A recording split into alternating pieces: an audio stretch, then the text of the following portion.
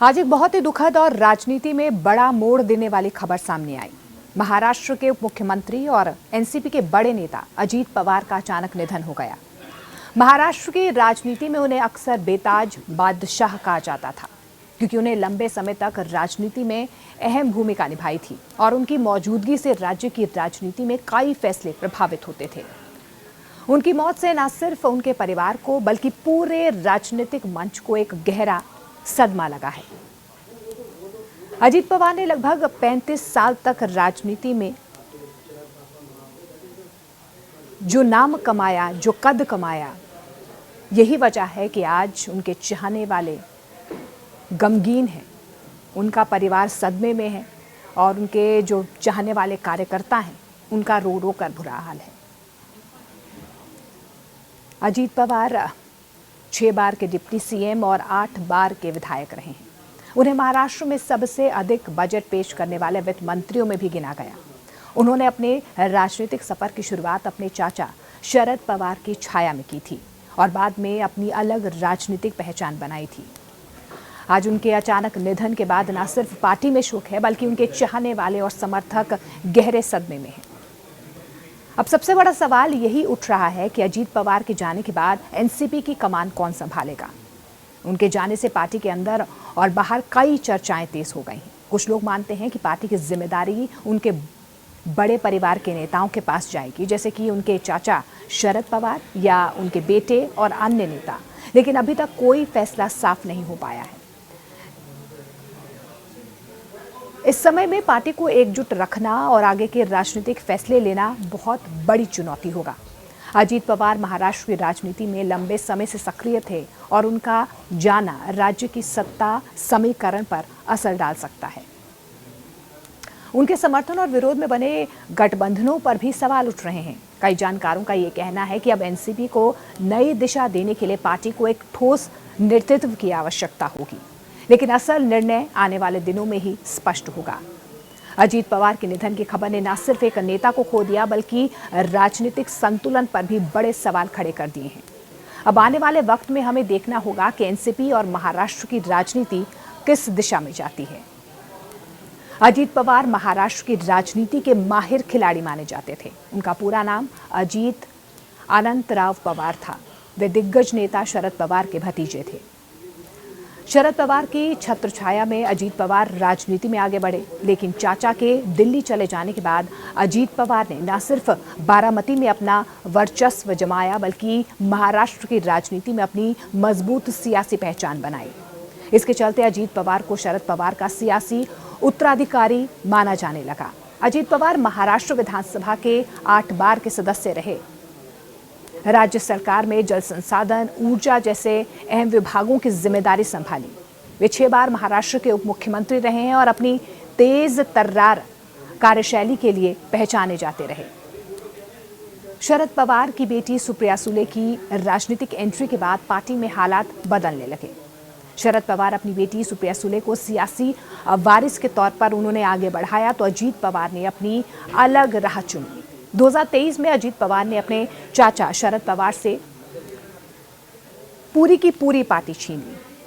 NCP के तमाम बड़े नेताओं ने शरद पवार का साथ छोड़कर अजीत पवार के साथ वो हो गए, लेकिन अब अचानक से अजीत पवार के निधन हो जाने के बाद एनसीपी के राजनीतिक भविष्य को लेकर सवाल खड़े होने लगे हैं। साल 2023 में अजीत पवार ने जब एनसीपी पर अपना कब्जा जमाया था, तो शरद पवार के तमाम मजबूत जो साथी रहे हैं वो भी अपने साथ लेकर अजीत पवार चले गए, अपने साथ उनको मिला लिया। अजीत पवार के साथ छगन भुजबल से लेकर प्रफुल्ल पटेल, धनंजय मुंडे, अदिति तटकरे, नरहरी झिरवाल, मकरंद पाटिल, बाला साहेब पाटिल, इंद्रनील नायक, सुनील तटकरे, दत्तात्रेय और नितिन लक्ष्मण राव जाधव जैसे दिग्गज नेताओं ने शरद पवार का साथ छोड़ दिया था। अजीत पवार के बाद एनसीपी में नंबर 2 की हैसियत प्रफुल्ल पटेल रखते थे, लेकिन छगन भुजबल की अपनी सियासी पकड़ है और इसी का नतीजा था कि उन्हें बाद में महाराष्ट्र सरकार में शामिल करना पड़ा। अजीत पवार के निधन के बाद प्रफुल्ल पटेल एनसीपी के सियासी वारिस होंगे, इस पर संदेह है। प्रफुल्ल पटेल बड़े नेता जरूर हैं, लेकिन महाराष्ट्र की राजनीति में जमीनी नेता के तौर पर उनकी पहचान कभी नहीं रही। प्रफुल्ल पटेल शुरू से व्हाइट कॉलर और एसी रूम वाली पॉलिटिक्स करते रहे, जिसके चलते एनसीपी के नेताओं का उनके पीछे लामबंद होना आसान नहीं है। छगन भुजबल से लेकर सुनील तटकरे किसी भी सूरत में प्रफुल्ल पटेल को अपना नेता माने। अजीत पवार के निधन के बाद सवाल यही है कि अब क्या होगा। ये बात सिर्फ एनसीपी की नहीं बल्कि उनके राजनीतिक वारिस को लेकर भी है। अजीत पवार की पत्नी सुनेत्रा पवार फिलहाल राज्यसभा सांसद हैं, लेकिन अभी राजनीति में आए उन्हें चंद दिन ही हुए हैं। हालांकि अजीत पवार ने उन्हें 2024 के लोकसभा चुनाव में वो लेकर आए थे। पहले लोकसभा को चुनाव लड़वाया, लेकिन सुप्रिया सुले से वो हार गई थी और इसके बाद अजीत पवार ने उन्हें राज्यसभा भेज दिया।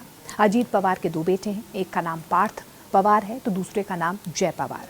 पार्थ पवार को अजीत पवार ने अपने सियासी वारिस के तौर पर राजनीति में वो लेकर आए थे।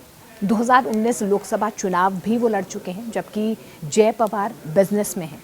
अजीत पवार के सियासी वारिस के तौर पर फिलहाल उनकी पत्नी सुनेत्रा और बेटे पार्थ पवार को माना जा रहा है, लेकिन दोनों के पास राजनीतिक अनुभव बहुत कम है। ऐसे में एनसीपी का एकजुट रखकर चलना महाराष्ट्र की राजनीति में पार्थ और सुनेत्रा दोनों के लिए सफर थोड़ा सा यहाँ पर चुनौतीपूर्ण और मुश्किल होगा। अजीत पवार के साथ जो नेता गए हैं उन सभी को राजनीतिक रूप से स्थापित करने में शरद पवार का अहम रोल रहा।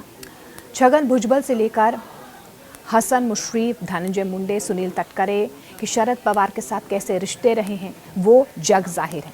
इतना ही नहीं, प्रफुल्ल पटेल को भी सियासी तौर पर शरद पवार ने ही आगे बढ़ाया था। ऐसे में शरद पवार क्या फिर से एनसीपी के सियासी कुनबे को एकजुट करने की दिशा में कदम बढ़ाएंगे?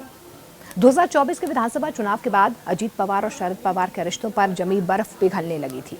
एनसीपी के तमाम नेता ये बात कहते रहे कि पवार परिवार को फिर से एकजुट हो जाना चाहिए। छगन भुजबल ने तो यहाँ तक कह दिया था कि शरद पवार के कहने पर ही वो अजीत पवार के साथ गए थे। विधानसभा चुनाव के बाद भुजबल ने शरद पवार से मुलाकात की थी और इसके बाद अजीत पवार और शरद पवार के बीच कई मुलाकातें हुई थी। अजीत पवार के रहते हुए भले ही एनसीपी के नेता उनके साथ थे, लेकिन अब जब वो नहीं रहे हैं तो फिर से शरद पवार फिर से एनसीपी को अपने हाथ में ले सकते हैं। सियासत के शरद पवार माहिर खिलाड़ी हैं, उन्हें अपने दुश्मन को भी दोस्त बनाने की कला आती है। अजीत पवार के निधन के बाद एनसीपी के तमाम नेताओं को अपने साथ लेने का दांव वो चल सकते हैं। एनसीपी के नेता भी समझते हैं कि उनका सियासी भविष्य किसके हाथों में सुरक्षित हो सकता है। शरद पवार के कंधों पर अब सिर्फ परिवार को एकजुट रखने की ही जिम्मेदारी नहीं है, बल्कि एनसीपी को एकजुट रखने की जिम्मेदारी भी आ गई है। और यही वजह है कि शरद पवार से लेकर सुप्रिया सुले और रोहित पवार तक अजीत पवार के निधन के बाद से परिवार के साथ खड़े हैं। अब देखना ये होगा कि एनसीपी की कमान कौन संभालेगा। इस हादसे ने पूरी राजनीति ही बदल दी है और हर तरफ सिर्फ और सिर्फ एक ही सवाल अभी फिलहाल गूंज रहा है कि अब एनसीपी की कमान कौन संभालेगा।